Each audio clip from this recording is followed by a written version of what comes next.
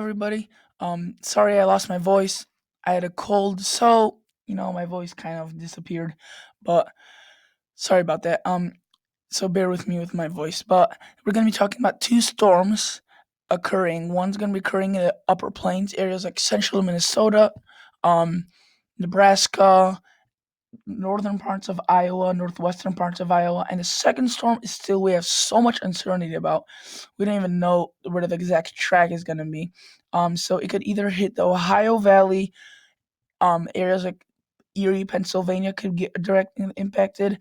Areas like Detroit can get directly impacted, or even if it trends westwards, areas like Chicago can get directly impacted. So as of now, the GFS and European model are not agreeing whatsoever at all. They're in complete disagreement. So we just need to go off pretty much our organic forecasting methods, which I won't show in this video. So um, let's look at the first. Let's look at the first storm passes by that goes by right here. I'm talking about this storm. It was passed by, caused some travel delays, but this is where the second storm starts setting up. It comes out of the Colorado Rockies, and it just absolutely bombs out. No, it doesn't bomb out, but it's a pretty strong low, and it causes some heavy snow on the backside of it. Brings in the Pacific air, the Gulf of Mexico moisture. It also has some Pacific air from it because it did come from the Pacific, so it's plenty of moisture, not moisture starved at all. And you can see this very big swath of snow right behind it, and areas like Minneapolis, Des Moines, Iowa could be getting some snow. So this is definitely something to watch.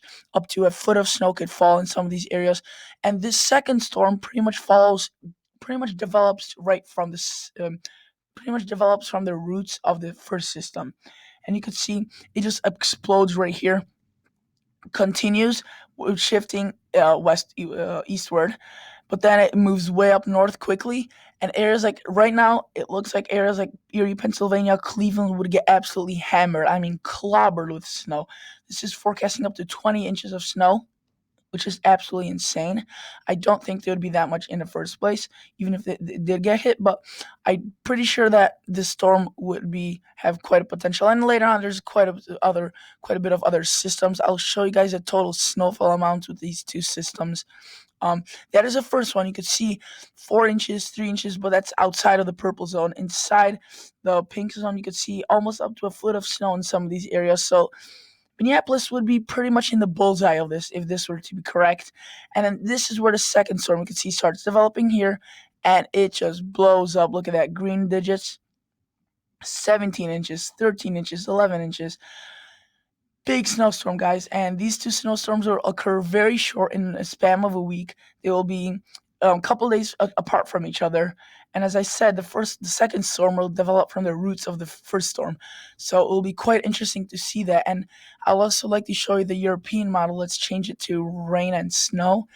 And wherever you see this white gridded part, that's the snow. Wherever you see just plain blue, that's rain.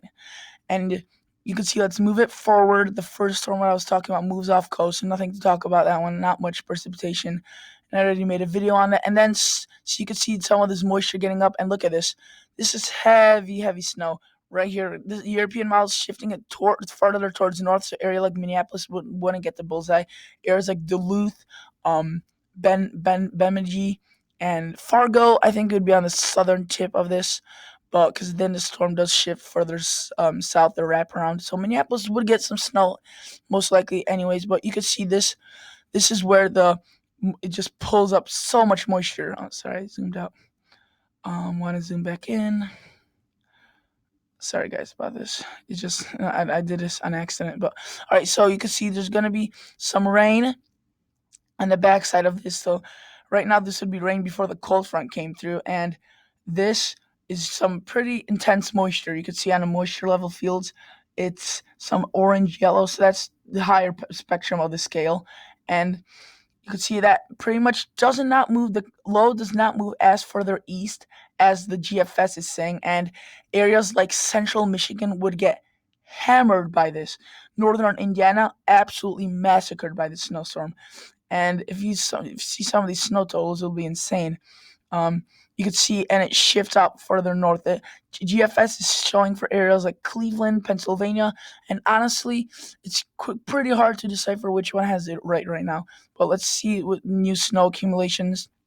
Um, Next 10 days, you can see this is a European model. Anywhere you see the yellows, that's close to 20 inches. That's just unimaginable almost. And so Chicago, if you live in Chicago, you'd be, if this were to come correct, you'd be on pretty much on the split end of the line. So southern parts of Chicago, a foot, a plus. Northern parts of Chicago, almost nothing. So I don't think it'll be that split, but that's what the European model is saying right now. And you can see the green parts right here. That's 12, 8 inches of snow. So this second storm would be more intense than the first storm, but there are definitely two things to keep an eye on it. I do think something tells me that the European model is more correct because not only is it like last time, it was last storm that happened, the previous one that happened a couple days ago here Sunday. If I go back to rain slash frozen, and I'll show you if I bring this back. This storm right here that passed through, the European model was more correct than the GFS. The um the European model showed more rain and snow mixture, and that's what actually happened. So I do think, as of now, the European model has a better handle on it, but I'm not, however, sure. So this could definitely change. So both of them have been keeping ground at their own way. None of them has been shifting towards another one. The GFS has been staying further east. The European model has been staying further west. So none of them have been shifting right now. As you could see, previous run it was like even further east. Previous run like that. Previous run. So maybe the GFS is slightly shifting, but I don't think it's shifting that much.